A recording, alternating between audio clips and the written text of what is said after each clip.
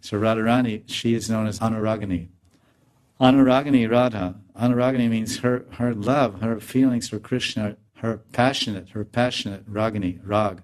Her deep, passionate love and attachment for Krishna is newer and newer and deeper at every moment. It's like the river, the water that you're standing here by the riverside, and that water goes by you, and 1 minute later, that's different water. That water that went by you, that volume of water has already gone down to the ocean, and now new water comes in your vision. So Radharani, she's a continuing running river of Madan Ras. This is a Rasa Nadi. Nadi means river. And Madan Ras means Madanakya Mahabhav. So she's a continuous river that's Madan Ras. And there's so many waves. The waves are different bhavas. Kalahantarita bhava, Kila Kinchit bhava, then Abhisarika bhava. Many types of emotions and loving expressions Radharani shows in her loving exchanges with Krishna.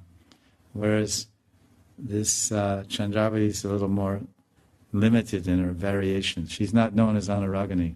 She has bhav, and she has to Ruda bhav. She has up to Ruda bhav, but her level of bhav goes Sneha, Man, Pranaya, Rag, Anurag, bhav, then Mahabhav, but then there's Ruda bhav, then Mahabhav. So Radharani is Mahabhav, Mohan and Madan. So Mohan is meeting and Madan is separation. So that's the highest.